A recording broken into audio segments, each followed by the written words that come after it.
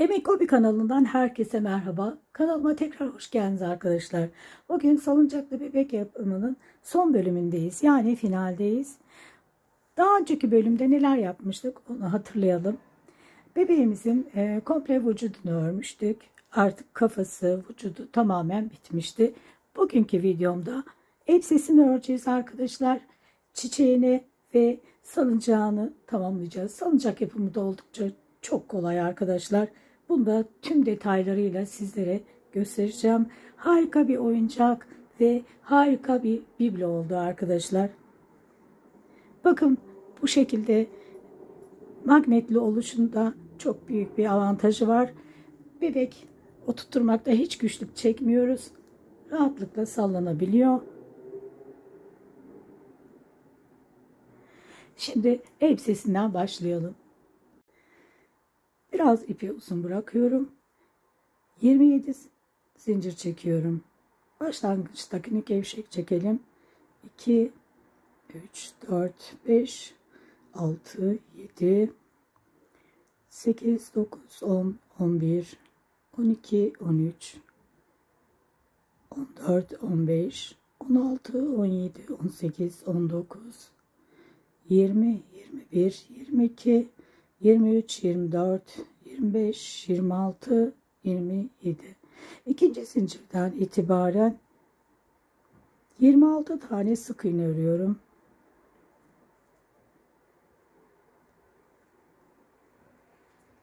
Sıra sonuna kadar 26 sık iğne örelim. 26 sık iğne ördüm. Şimdi bir zincirle dönüyorum. Dibinden itibaren sık iğne yaptım. Bir tane arttırıyorum. Bir sık iğne, bir arttırma yapıyorum.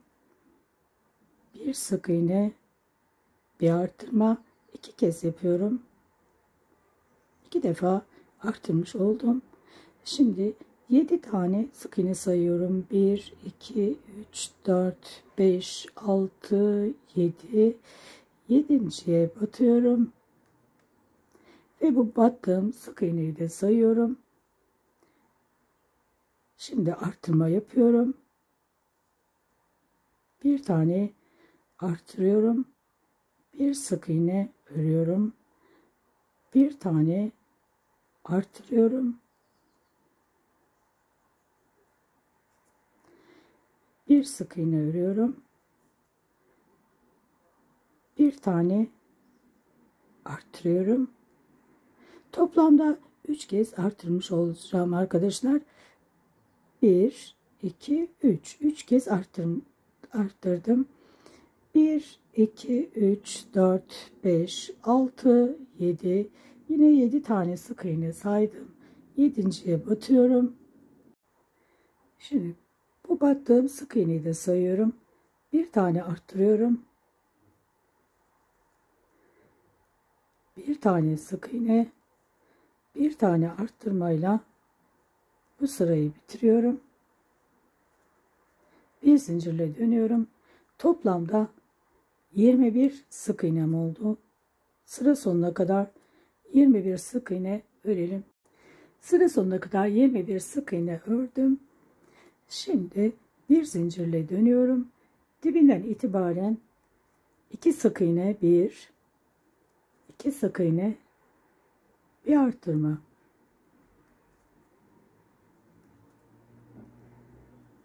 1, 2, 2 sık iğne, bir arttırma. 7 kez yapıyoruz. Sıra sonuna kadar 2 sık iğne, bir arttırma. Sıra sonuna kadar 2 sık iğne, bir arttırma şeklinde ördüm. Bir zincirle dönüyorum. Dibinden itibaren 28 sık iğne yapıyorum. Sıra sonuna kadar 28 sık iğne örelim. 28 sık iğne ördüm. Bir zincirle yine dönüyorum. Şimdi 3 sık iğne, bir arttırma. 1, 2, 3. Bir tane arttırıyorum. 1, 2, 3, Bir tane arttırıyorum. Yine 7 kez. Sıra sonuna kadar 3 sık iğne bir arttırma şeklinde örelim. 3 sık iğne bir arttırma sıra sonuna kadar ördüm. Bakın arttırmayla bitiyor sıralar. Şimdi karşısıyla birleştiriyorum. Böyle ilmeği kaydırıyorum. Bakın burada zincir yok. Burada zincir çekmeden direkt karşısıyla birleştiriyorum. İlmek kaydırarak bir zincir dibine batıyorum. Toplamda 35 sık iğnem oldu. 35 sık iğne örelim. 1 2 3 4 5 6 7 8 9 10 11 12 13 14 15 16 17 18 19 20 21 22 23 24 25 26 27 28 29 30 31 32 33 34 35. Şimdi karşısıyla birleştiriyorum. Bir zincirle yine üst sıraya çıktım. 4 sık iğne bir arttırma. Bir tane ördüm. 2 3 4 bir tane arttırıyorum. 1 2 3 4 bir tane arttırıyorum. Yine 7 kez arkadaşlar. 1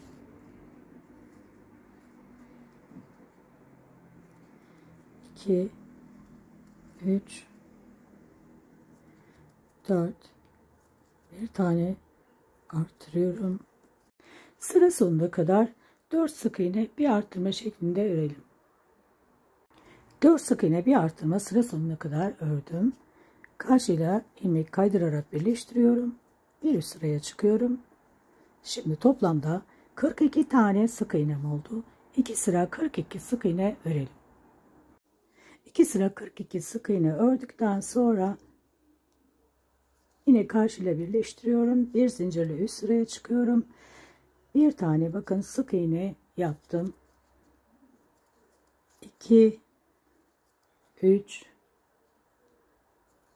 4 5 bir tane eksiltiyorum. 1 2 3 4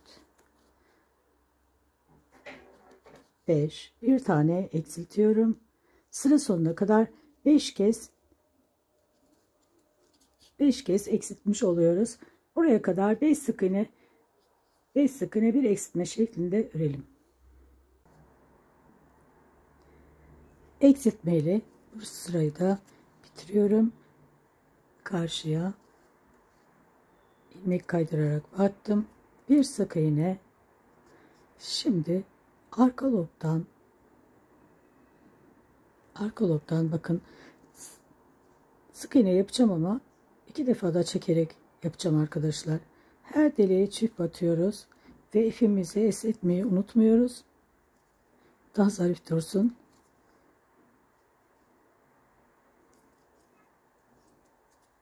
Bu şekilde bakın arka lobdan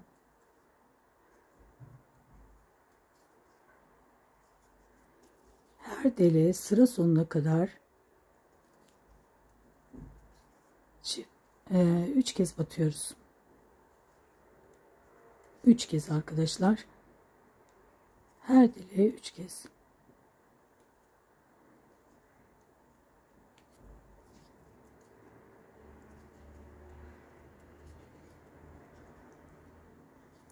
Sıra sonuna kadar bu şekilde örelim.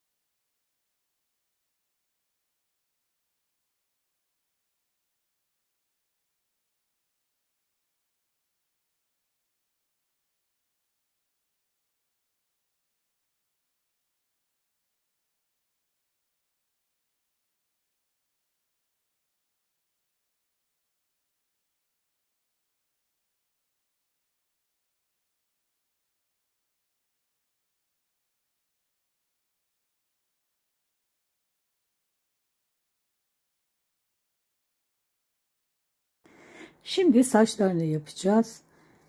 Kahverengi ipe geçiyorum. Sihirli halkanın içerisine 7 tane sık iğne yapıyorum. 1 2 3 4 5 6 7. Saçları da çok kolay arkadaşlar. Şimdi karşılıklı birleştirelim.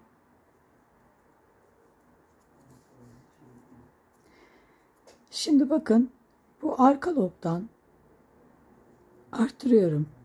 Her deliğe çırp atarak 7 kez arttırmış oluyorum. 1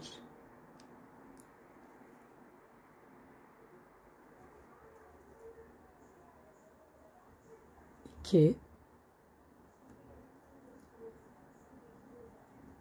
3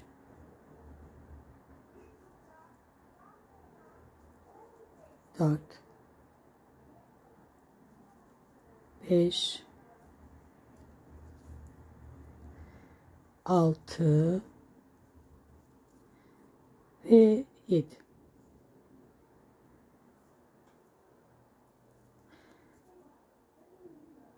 Başka da arttırma yapmıyoruz. Bu kadar. Bakın. Şimdi burada yine arka loba batıyorum. Bakın, arka loba ilmek kaydırıyorum. İlmek kaydırdım. Şimdi 8 zincir çekiyorum. Yine ipimizi esnetelim arkadaşlar. 1 2 3 4 5 6 7 8. Bakın şimdi burada zincirin üzerine hep ilmek kaydırarak yapacağız arkadaşlar. 1 2 3 4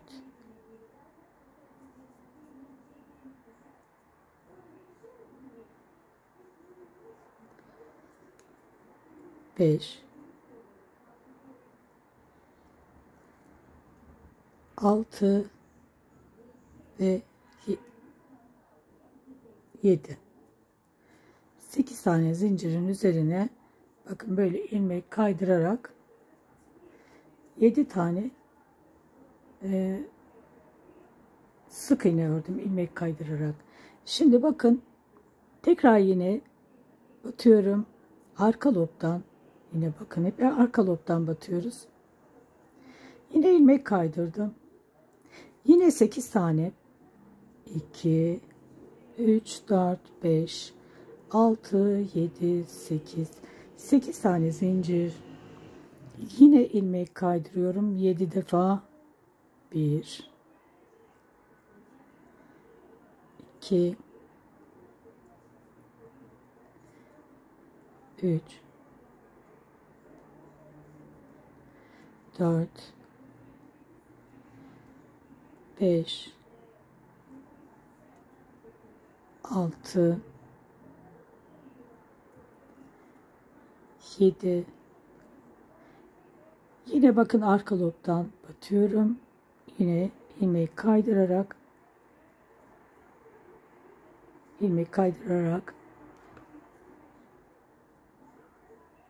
kapattım. İlmek kaydırarak kapatıyorum ve bir zincir çektim.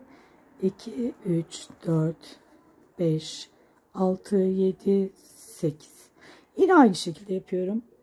Bundan arkadaşlar 4 tane yapacağız. Burası kahkül kısmımız olacak. 4 tane. Şimdi ben 2 tane yaptım.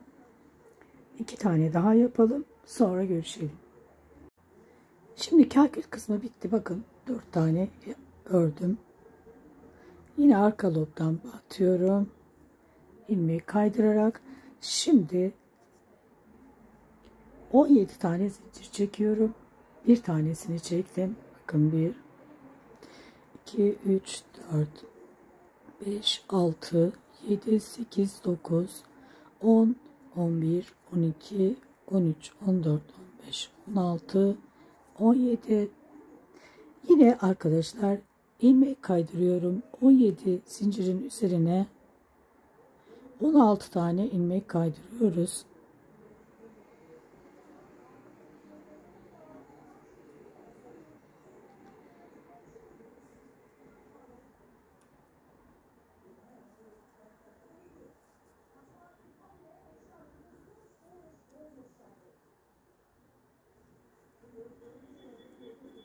Arkadaşlar ilmek kaydırmamızın nedeni ipimiz kalın. Eğer ince bir ipiniz varsa ilmek kaydırmanıza gerek yok. Kalın bir ip yaptım. Kalın ip olduğu için ilmek kaydırıyorum.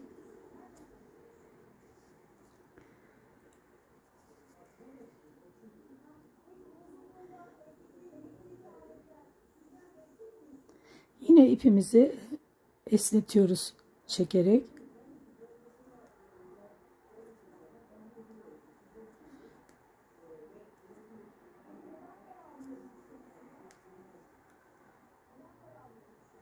...16 olacak şimdi. 16 tane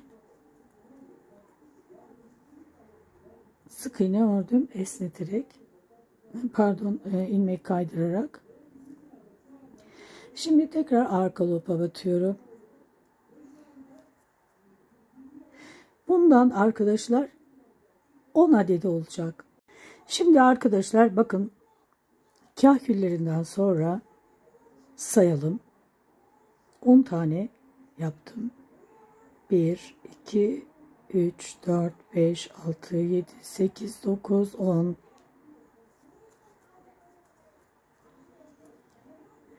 Şimdi bu sonuncusunu da yaptım. Bakın ilmek ördükten sonra hemen üst sıraya çıkıyorum şimdi. Bu alt saçları.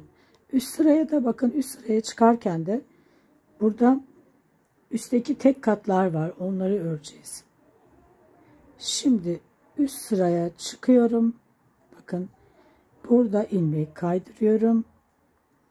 Şimdi buradan başlıyorum. Yine 17 tane zincir çekiyorum. Bakın 17 zincirin üzerine ilmeği kaydırarak 16 tane sık iğne ördüm. Şimdi üstteki tek kalan ilmeklere batıyorum. Zaten onlar görünüyorlar arkadaşlar. Bakın tek kalanlar görünüyor. Yine aynı şekilde ilmek kaydırıyorum. Bakın burada tek olan ilmeklere batıyorum. Yine sıra sonuna kadar arkadaşlar buradaki kahküle kadar, kahkülün yanına kadar yine aynı şekilde örelim. Şimdi saçlarını yerleştirelim. Tam bu tepe kısmından bunu ayarlayalım arkadaşlar. Şu şekilde şu kahkül buraya gelecek şekilde.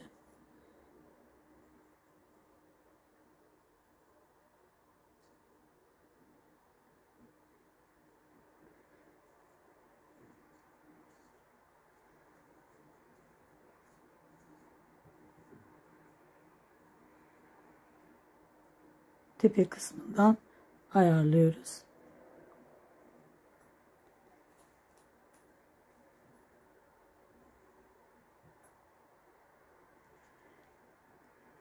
Bu taraflar her iki tarafta birbirine eşit olacak şekilde şöyle eşit olsun.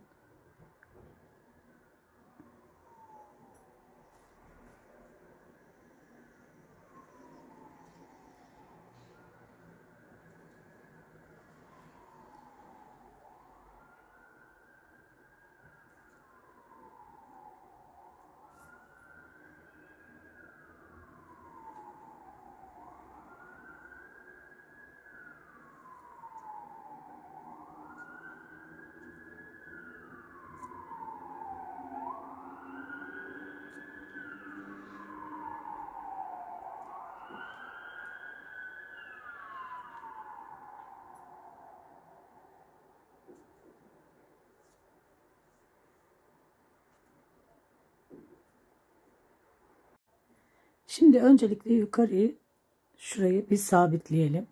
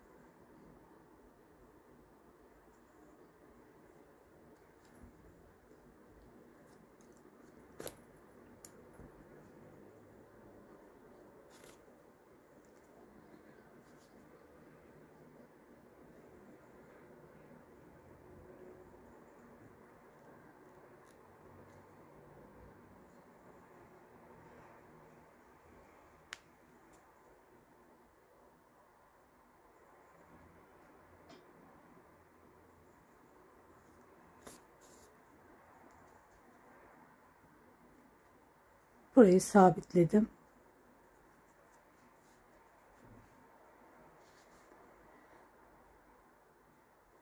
Şunu birazcık daha arasını açalım.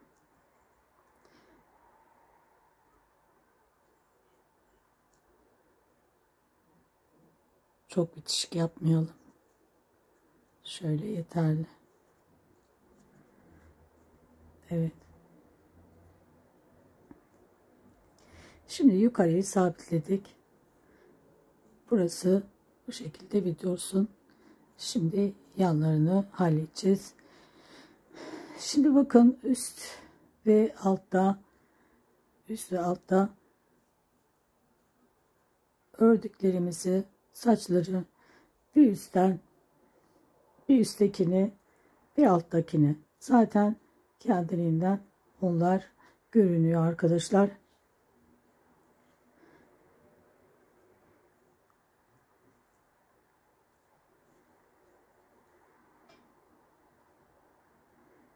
Şimdi üst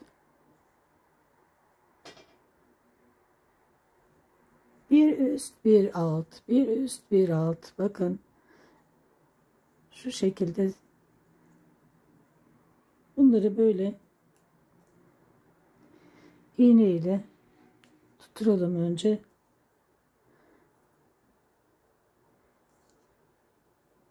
birkaç tanesini tutturalım.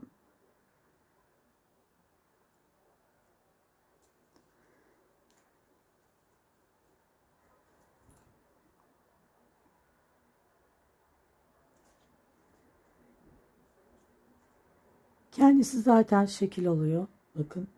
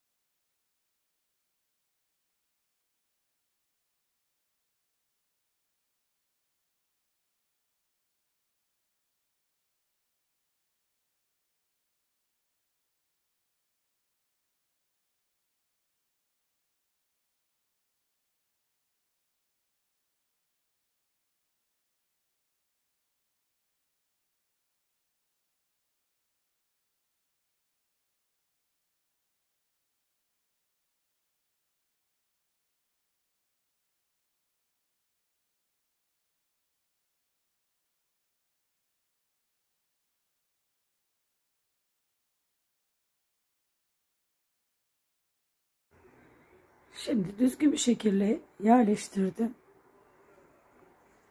Bakın arkalar gayet muntazam bir şekil aldı. Şimdi dikeceğim artık.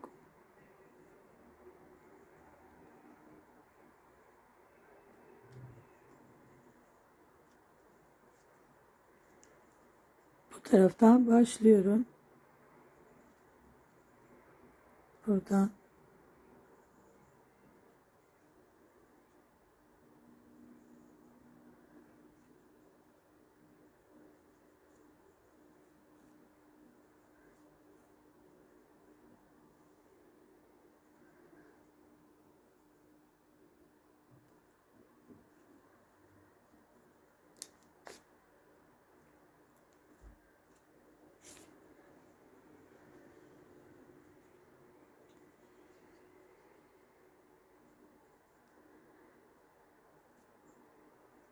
uçlarından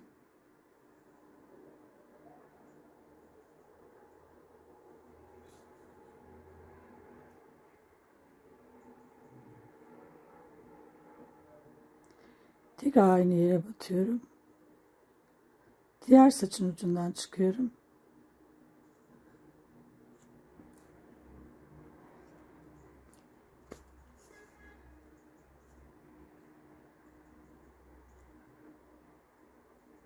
Tekrar aynı yere batıyorum.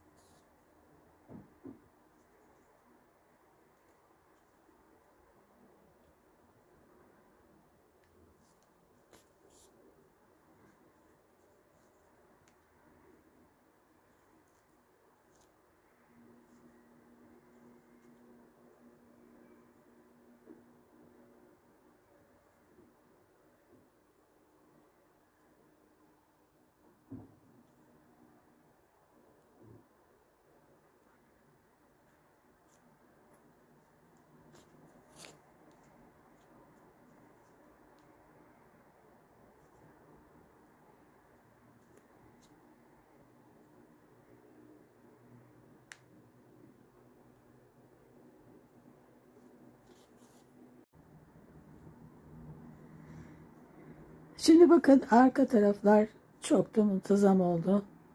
Görüldüğü gibi çok da güzel bir şekil alıyor arkadaşlar. Bu iki taneyi burada bırakalım. İsterseniz dikebilirsiniz. Ama onu ben bırakmak istedim. Ayrı bir havası oluyor onun da. Burada tekrar buradan şimdi kaküllerini dikeceğim.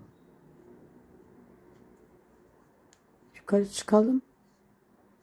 Aynı şekilde kakül uçlarını dikeceğiz.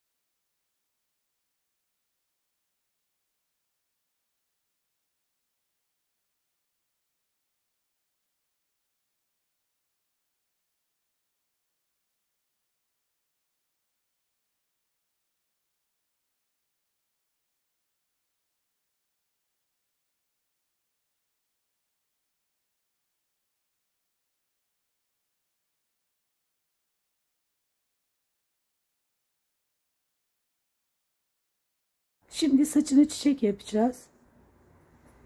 Aynı çiçeği aynı sayılarda salıncağın çemberine de yapacağız arkadaşlar. Şimdi saçına bir tane çiçek yapalım. Çemberine de 1, 2, 3, 4, 5, 6, 7 tane çiçek yapacağız. Daha sonra büyüğünü göstereceğim. Bu büyük çiçeği, ay çiçeğini yapmasını göstereceğim.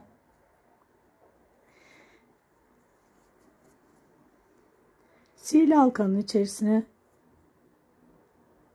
gevşek bir şekilde, bakın böyle gevşek bir şekilde 5 tane sık iğne örelim. 2, 3, 4, 5.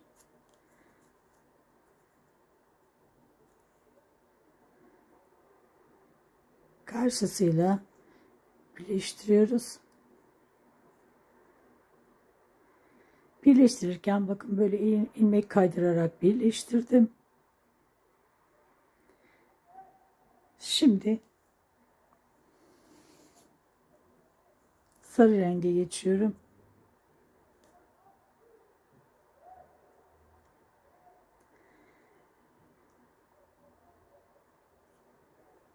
Alttaki bu ipimizi çekiyoruz. Sıkıca çektim. 1,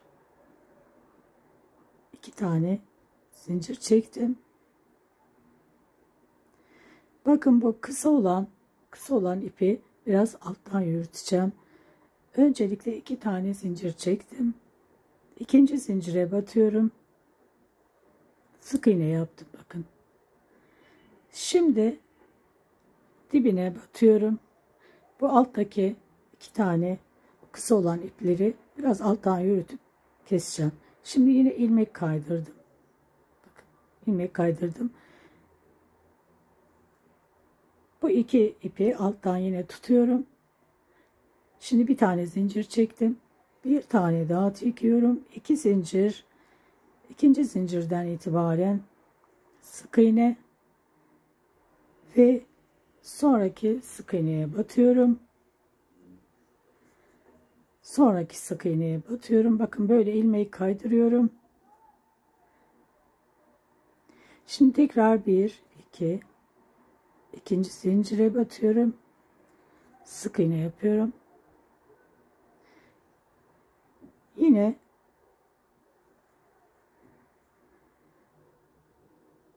ilmek kaydırarak bakın bir sonraki sık iğneye batıyorum. Yine 1 2 bu şekilde çiçek yapıyoruz.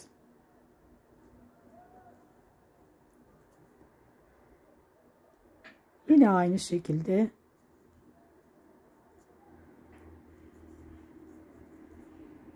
bir iki, bakın çok da güzel bir çiçek oluyor, çıtı pıtı. Şimdi bu alttan yürüttüğüm ipleri artık kesebilirim. Bakın arkası da muntazam duruyor. Şimdi tekrar aynı şekilde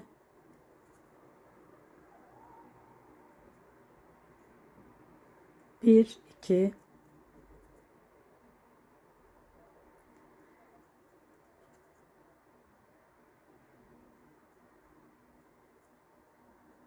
çiçeğimiz oldu. Şimdi yine ilmek kaydırarak oraya battım. Biraz ipimi azıcık uzun kestim. Bakın ilmek kaydırdıktan sonra şimdi bu ipimi nasıl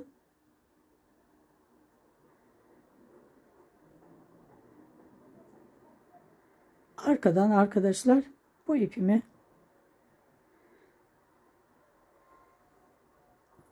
ince bir tığ yardımıyla ya da iğne ile de yapabilirsiniz. Bu şekilde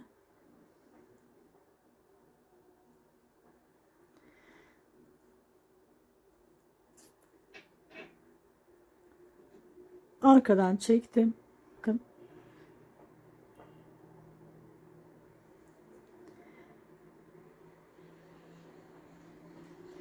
Buradan biraz bu ipimi alttan böyle gizliyorum. Sonra keseceğim.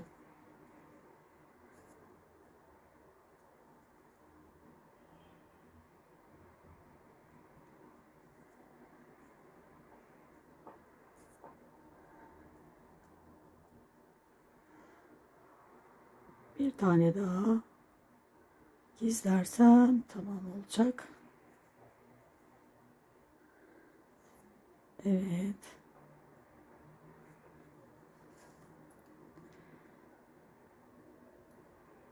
Şimdi bu ipimi kesebilirim. Artık sağlam oldu. Çiçeğim de tamam.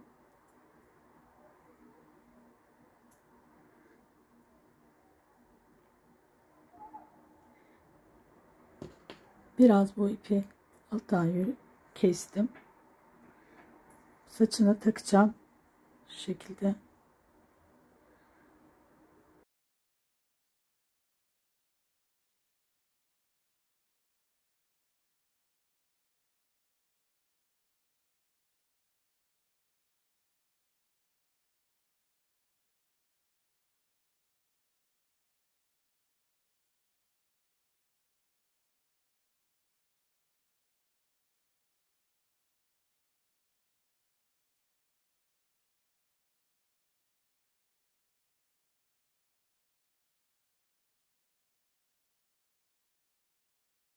Şimdi bu büyük çiçeği yapıyoruz. Öncelikle yine sihirli halkanın içerisine yine gevşek bir şekilde 6 tane sık iğne yapıyorum. 2 3 4 5 6 7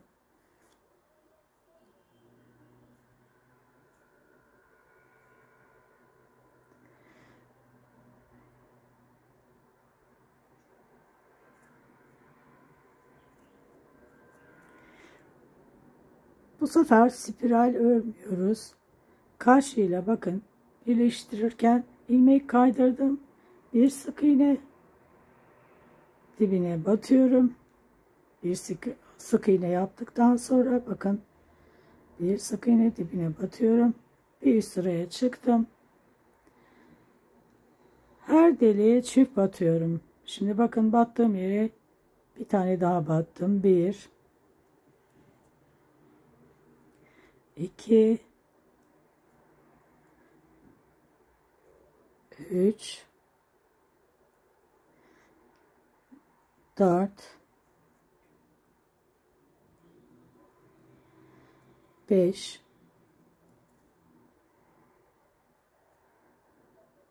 ve 6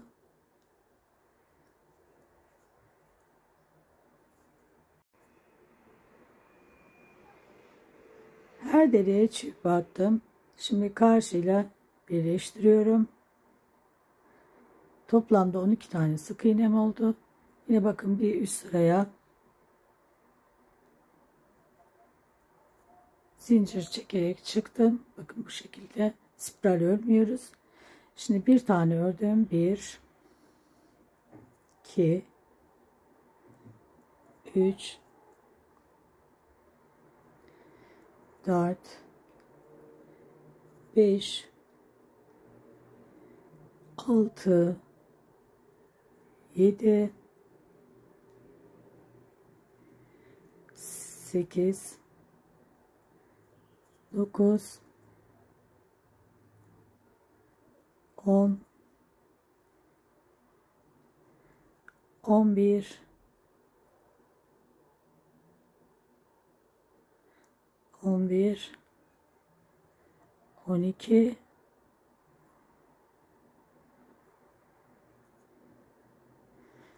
12 Şimdi 12 tane sık iğne ördüm. Arka lobdan birleştiriyorum. İlmek kaydırarak birleştirdim.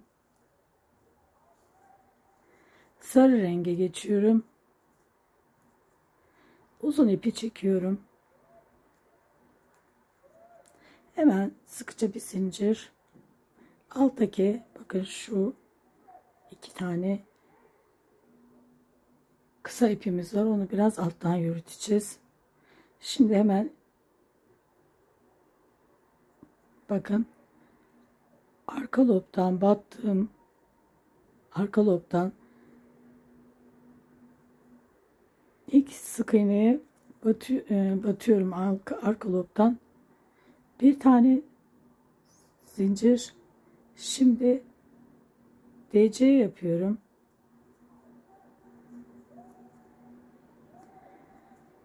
Şimdi 2 tane zincir. Bunun arasından geçiriyorum.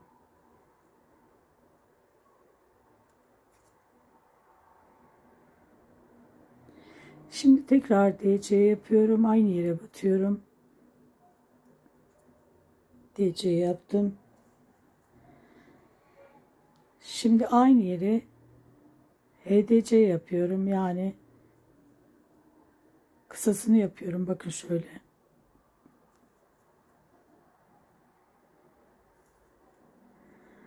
Şimdi yine arka lobdan hep arka lobdan çalışıyoruz. Bu 2 tane ipi alttan yürütüyorum. Bir tane ördüm. Bir tane zincir. DC yaptım. 2 tane zincir.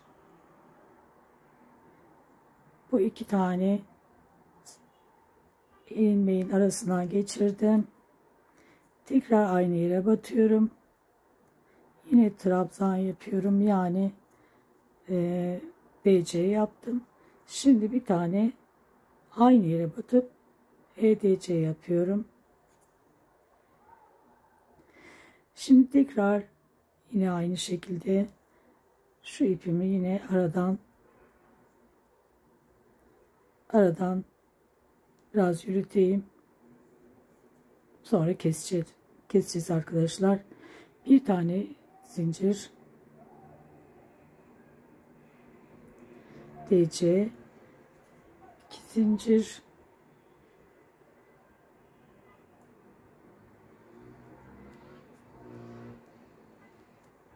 şimdi tekrar hep aynı yere batarak çiçeklerimizin yapraklarını tamamlıyoruz. Bakın şimdi en son HDC ile bitiriyoruz. Şimdi tekrar buraya batıyorum. Bir tane zincir, artık arkadakini, kısa olanları alttan yürüttüğümü kesebilirim.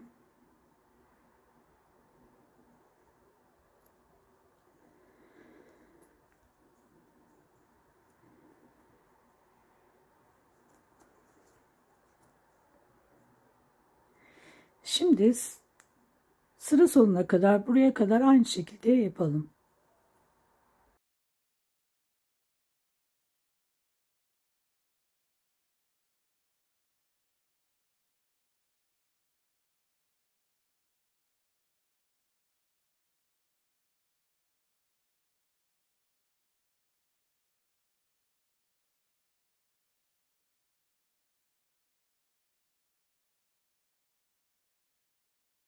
Şimdi salıncağımızın taban kısmını yapacağız.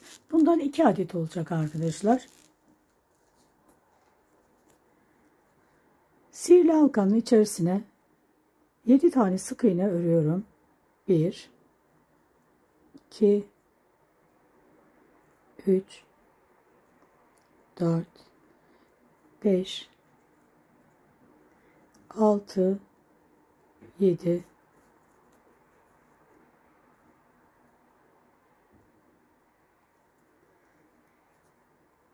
her sıraya çift batıyorum. 7 kez arttırmış oluyorum sıra sonuna kadar. Birinci arttırmam.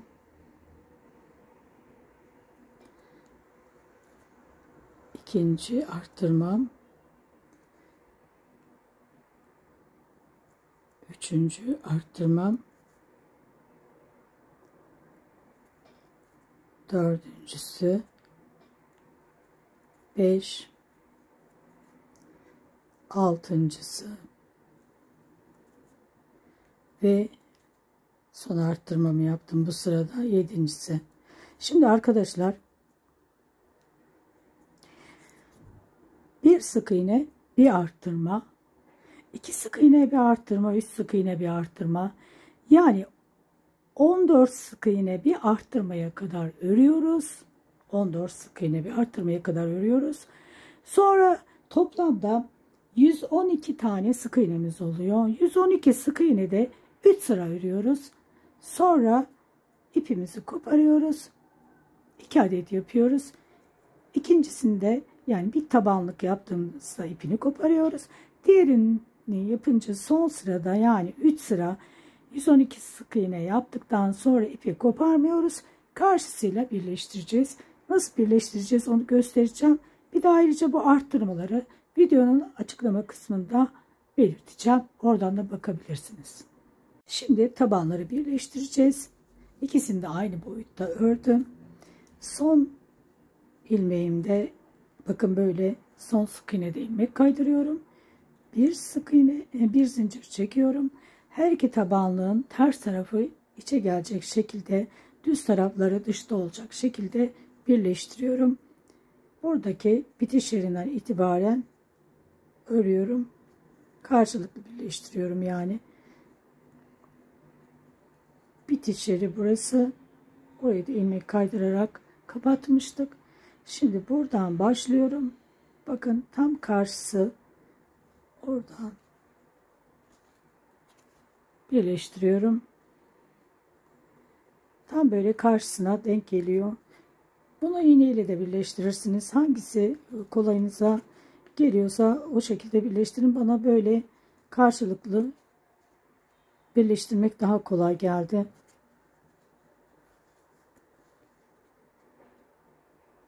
Bu şekilde sıra sonuna kadar birleştireceğim. Fakat önce arkadaşlar bu yarıya kadar birleştirelim. Bak şöyle. Sonra içerisine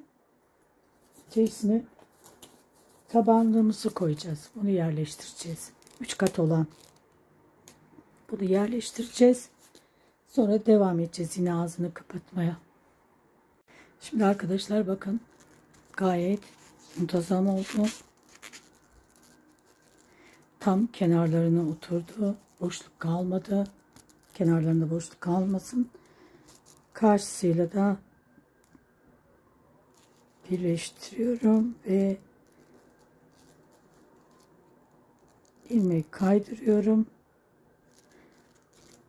Bir tane zincir çekiyorum ve uzunca bırakıyorum. Şimdi çemberini yapıyoruz. Kahverengi iple. Sihirli halkanın içerisine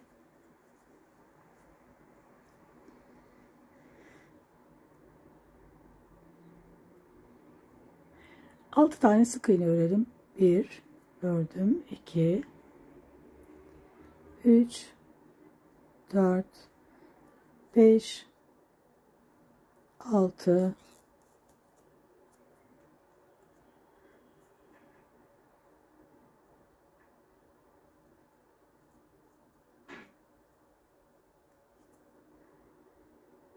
Şimdi bir tane artırıyorum. İki sık iğne örüyorum. Bir tane ördüm. İkincisini örüyorum. Bir tane artırıyorum. İki tane sık iğneyle bu sırayı bitiriyorum. Toplam 8 sık iğnemiz oldu. 8 sık iğne hazırladığımız bu elektrik telinin boyunca öreceğiz. Ölçerek örelim arkadaşlar. 41 santimdi bu telimiz. Bu tel uzunluğunca örelim. Bakın ben telin uzunluğunca ördüm. Şimdi içerisine bu teli yerleştireceğim. Ama öncelikle uçlarına öyle elektrik bandı kullanıyorum.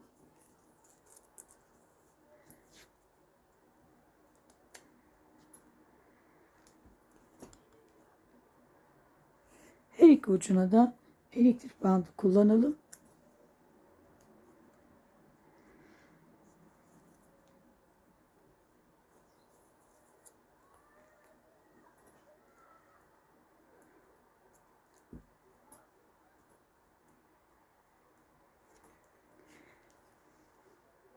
Şimdi yerleştiriyorum.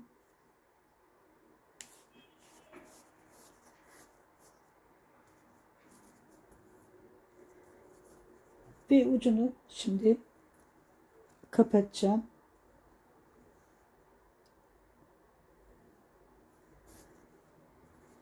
Teli itiyorum iyice.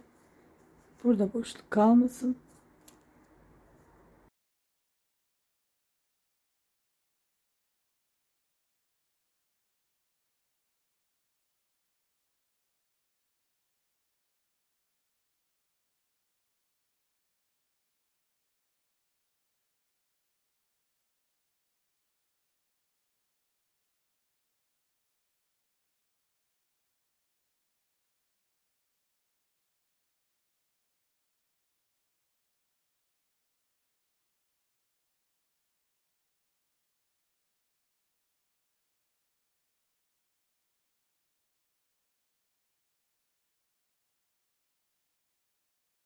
Şimdi bu çember nasıl dikiliyor onu göstereceğim.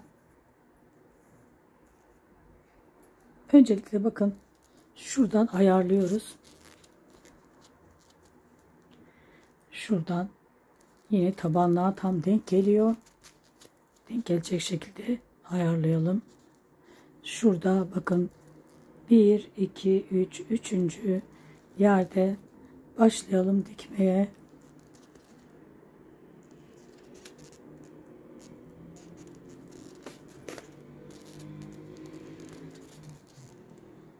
1 2 3, tam şu 4 olan yerde dördüncü sık iğneden başlıyoruz. Nasıl dikileceğini göstereceğim. Diktikten sonra yan kilitlerini de koyacağız. Çok sağlam oluyor.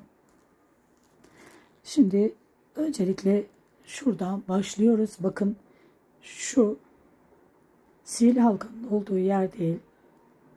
Onun üstündeki sık iğneden başlıyorum dikmeye.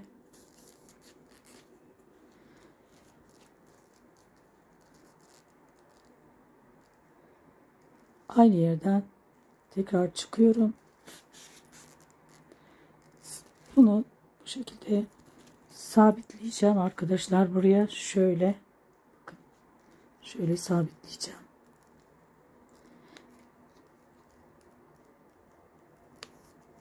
Yine arkadan batıyorum.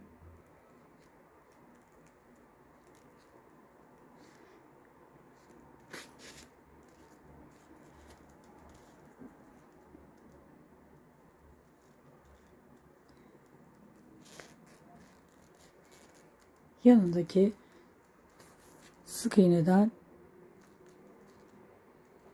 tekrar yanındaki sık iğneden battım.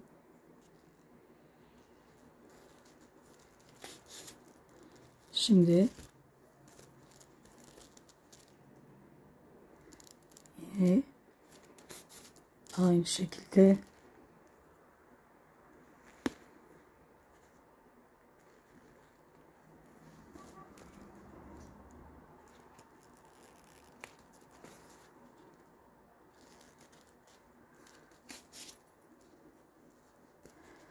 önce burayı tamamlayacağız. Yani bu ilk sıraları tamamlayacağız arkadaşlar. Bu ilk sırayı yapacağız.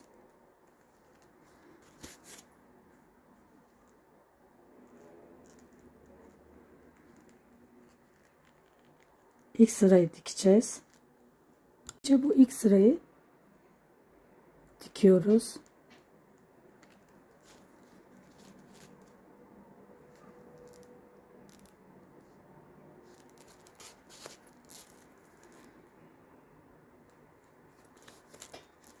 Sonra tekrar dikeceğiz. Onu göstereceğim. Yani sadece o ilk sırayı dikmiyoruz. Onun üstünde dikeceğiz.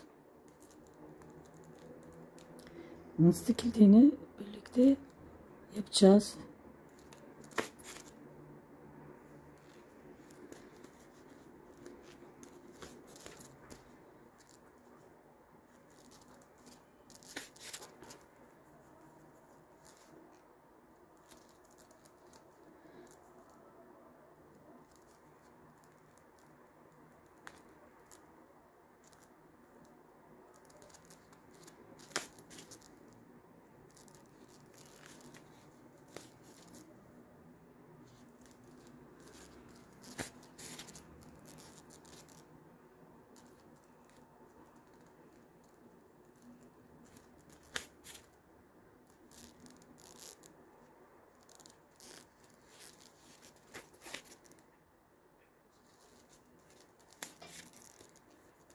Şimdi bakın, bu ilk sırayı tamamladım.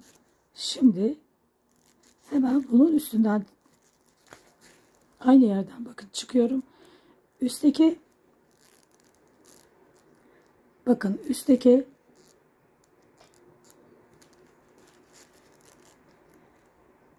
buradaki, yani buradaki sık iğne değil, onun üstünden, yani üstteki sık iğnenin üstünden batarak dikeceğim bu sefer.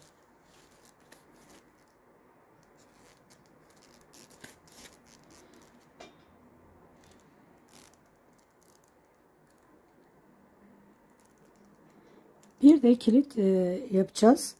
Tam sağlam olacak.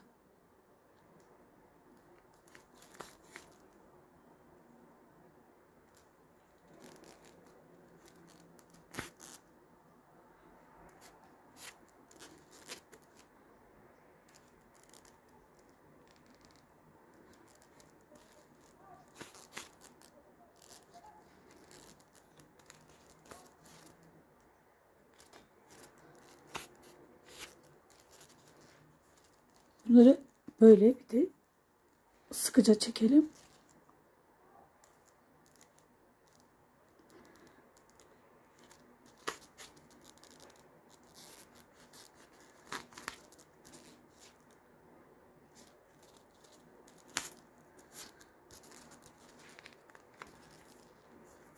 Bakın sıkıyorum. İpi çekiyorum, yani böyle çekiyorum. Gevşek olmasın. Çok da çekeceğim derken ipi de koparmayın. Dikkat edin.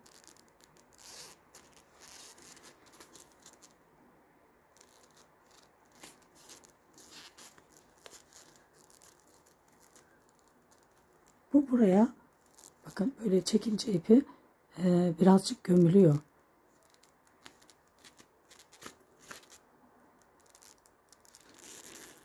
Çok sağlam oluyor arkadaşlar.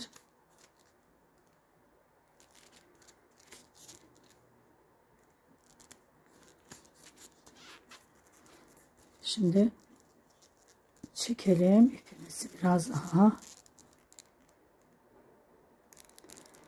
yukarıdan.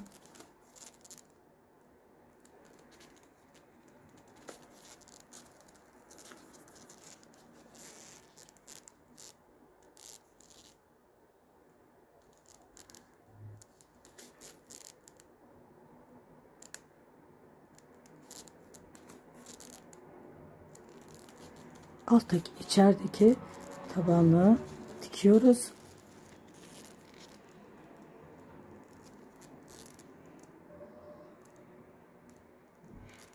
O tabanlığa denk getirelim. Sağlam olsun.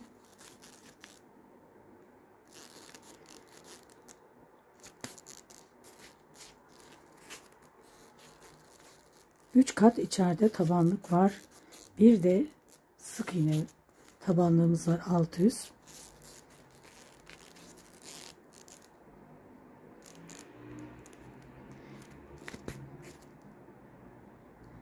Bu ipimizi bitene kadar dikelim. Önemli olan sağlam olması.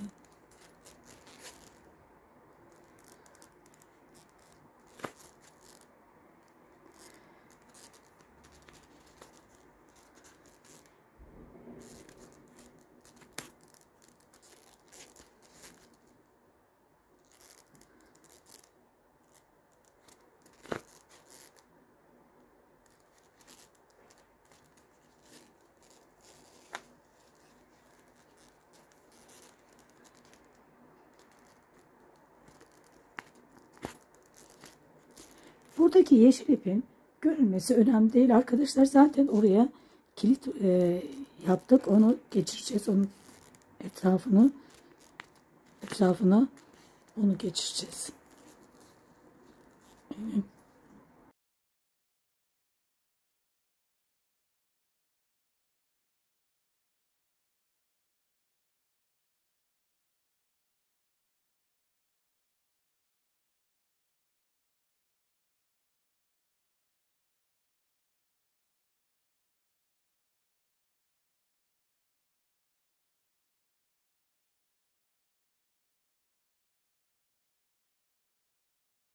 Şimdi bunu diktiğim gibi bunu da dikiyorum. Tam karşısına denk getiriyorum.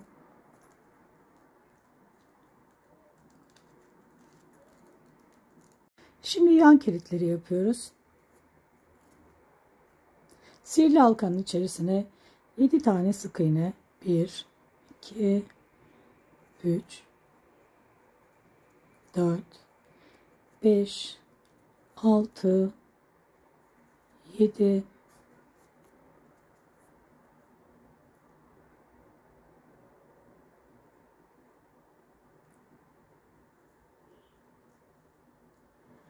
karşılıklı birleştirelim. Toplamda 7 tane sık iğnemiz var. 11 sıra 7 sık iğne örelim. 11 sıra öreceğiz. Bu sırayı ben örüyorum. Ve 2 adet yapacağız. Bunlar yan kilitlerimiz olacak.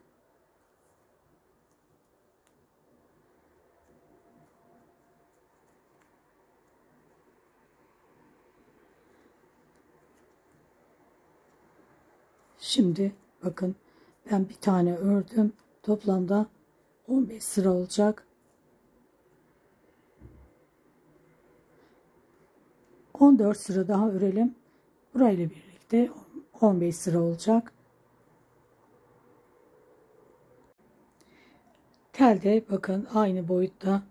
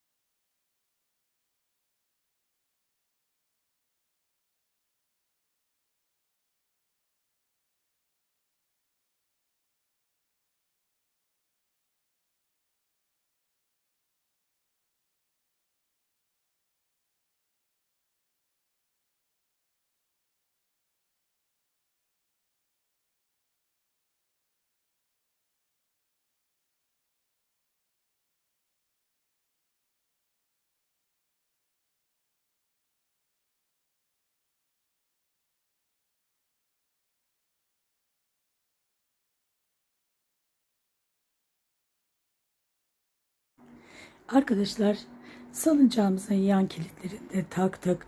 Çok sağlam oluyor arkadaşlar. Mutlaka bu yan kilitleri yapın. Bakın böyle sıkıca kapatıyoruz. Şimdi salıncağını örüyoruz. 19 zincir çekiyoruz. 1, 2, 3, 4, 5, 6, 7, 8, 9, 10, 11, 12, 13, 14, 15, 16, 17, 18, 19. İkinci zincirden itibaren 18 tane sık iğne örüyorum.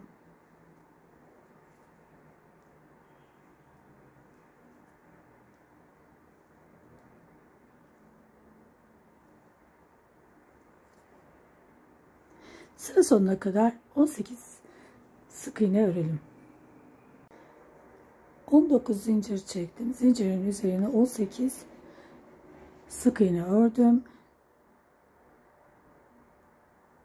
Bir tane zincir çektim ve dibinden itibaren şu alttaki ipi de alttan yürüteceğim.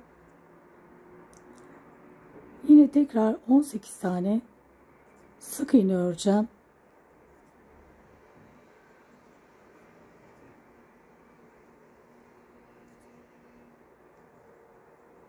Sıra sonuna kadar 18 sık iğne örelim.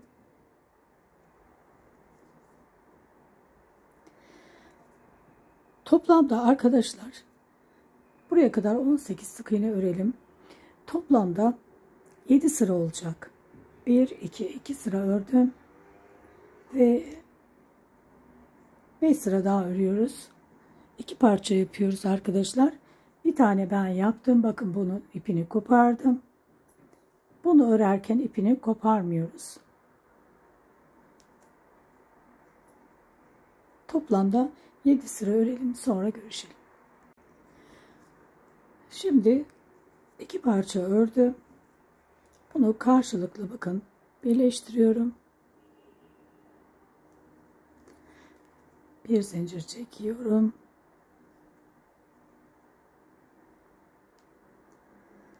Karşılıklı birleştiriyorum. Karşının bitiş yerinden itibaren birleştirdim. Şimdi bu ipi alttan yürütelim biraz. 1,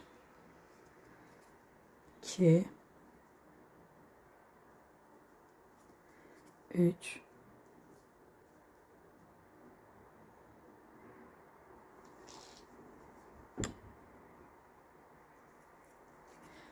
4, 5, 6, 7,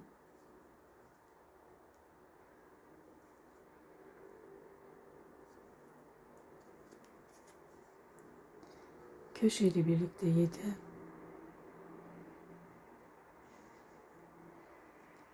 Aynı yere tekrar batıyorum dönmek için. Şimdi karşılıklı birleştiriyorum.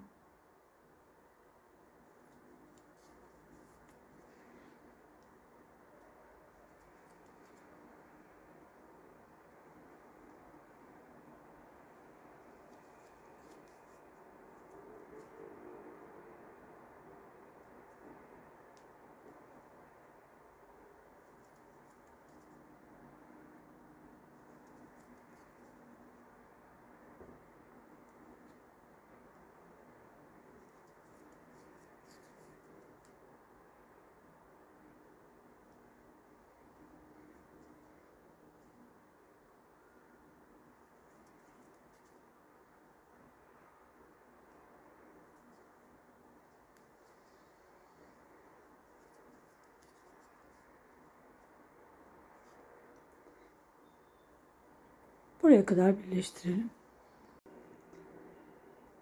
Şimdi dönmek için aynı yere bir tane daha batıyorum.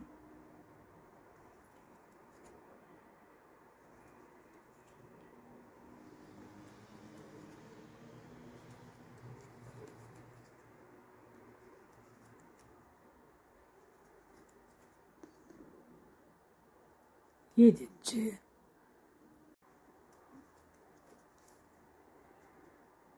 Şimdi aynı yere tekrar batıyorum. Köşelerde aynı yere tekrar batıyoruz. Şimdi yine karşılıklı birleştiriyorum.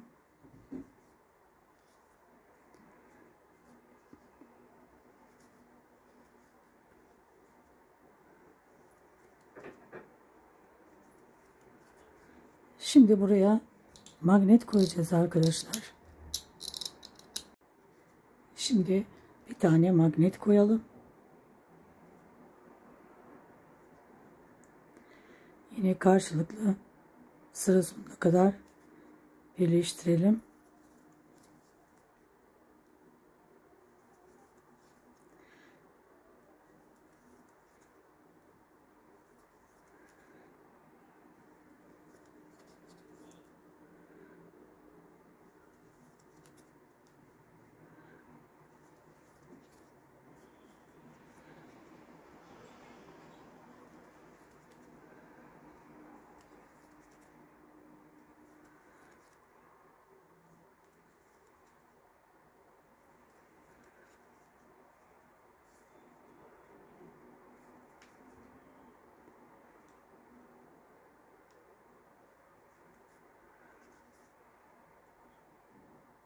Şimdi 30 zincir çekiyorum.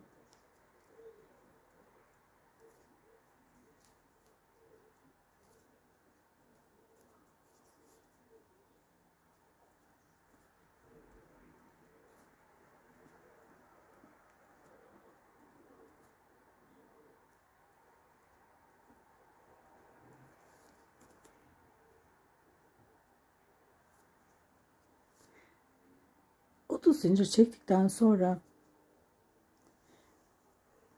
bakın burada sabitlediğim işaret koyduğum yerden oradaki sık iğneden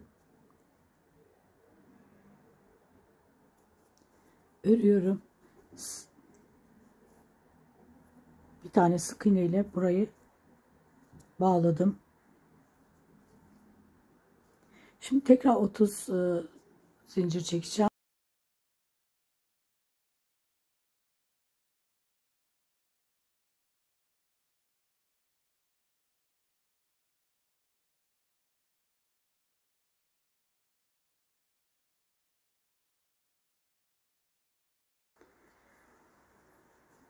Tekrar 30 zincir çektim.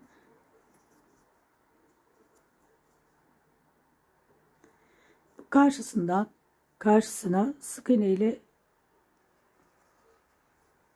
birleştiriyorum.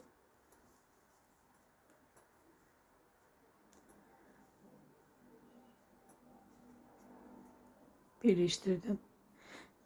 Şimdi burası tamam.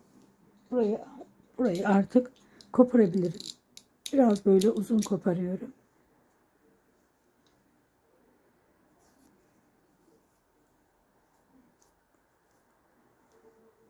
Şimdi aynı şekilde burayı yapacağım arkadaşlar. Yine 30 zincir çekeceğim.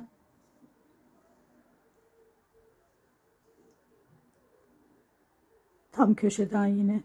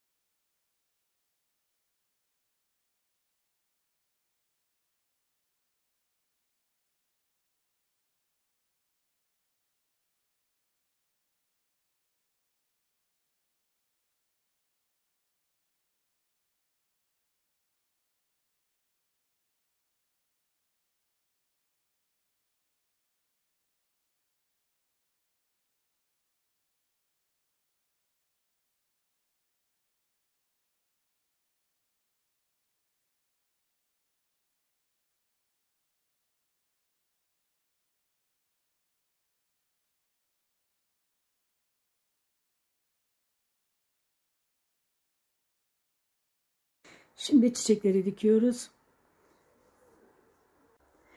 Çiçekleri yerleştirirken aralarına ikişer parmak boşluk bırakarak yerleştiriyoruz. Şimdi yapraklarını yapacağız. Biraz ipi azıcık dikmek için uzun bırakalım.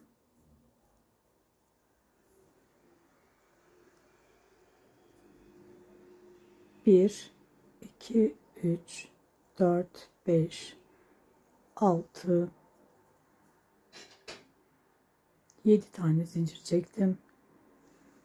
1, 2, 3,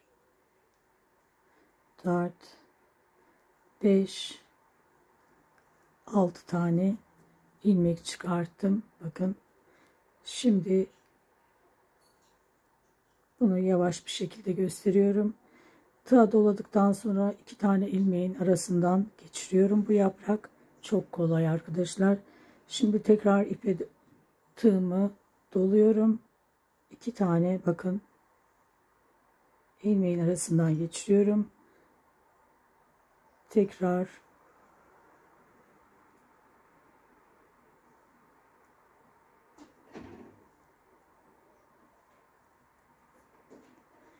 şimdi bir zincir çekiyorum. Şimdi zincirin bu yüzünü ördük. Şimdi arka yüzünü öreceğiz. Arka loop'tan bakın. İlk zincirden bir tane zincir çektim. İlk görünen bakın zincirin arka loop'u görünüyor. 1, 2, 3, 4,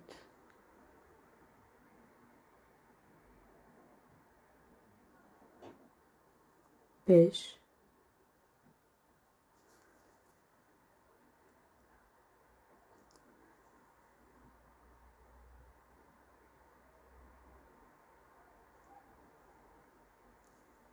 6 ve 7.'si tam bu dip kısmına batıyorum. Bakın. Şimdi tekrar aynı şekilde diğer yüzü ördüğüm gibi örüyorum.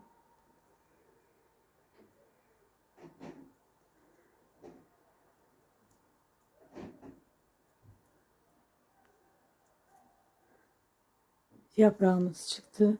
Şimdi araya 8 zincir çekiyorum. Pardon, 18 zincir çekiyorum. 1, 2, 3, 4, 5, 6, 7, 8, 9, 10, 11, 12, 13, 14, 15, 16, 17, 18. Aralara hep 18 zincir çekelim. Şimdi ikinci zincirden itibaren yine 1, 2, 3, 4, 5, 6,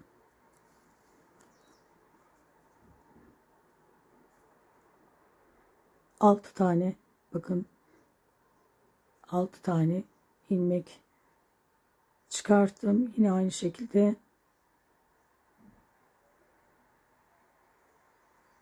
örüyorum. Yapraklar hep bu şekilde örüyorum arkadaşlar. Hem görünümü güzel hem kolay bir zincir. Yine bakın ilk zincirin arka lopu görünüyor. Bakın birincisini aldım. Arka loptan kalanları örüyoruz. 2,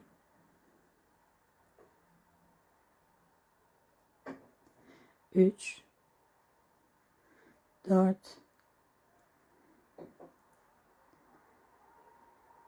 5, 6 ve yedincisi tam dibine denk geliyor arkadaşlar. Bakın 7 derken yaprağın tam dip kısmına batıyorum. Oradaki boşluğa batıyorum. 1, 2, 3, 4, 5, 6, 7.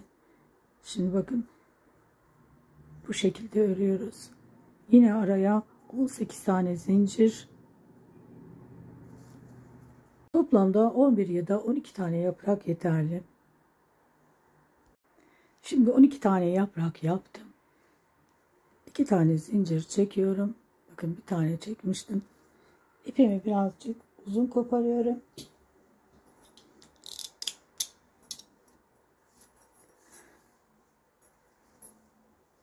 Şimdi artık bunları yerleştireceğiz. Bakın yapraklarımız yönleri böyle bu şekilde bakacak. Yani yukarı bakacak şekilde uçları buraya yerleştireceğim arkadaşlar. Bu kilidin üstüne yerleştiriyorum.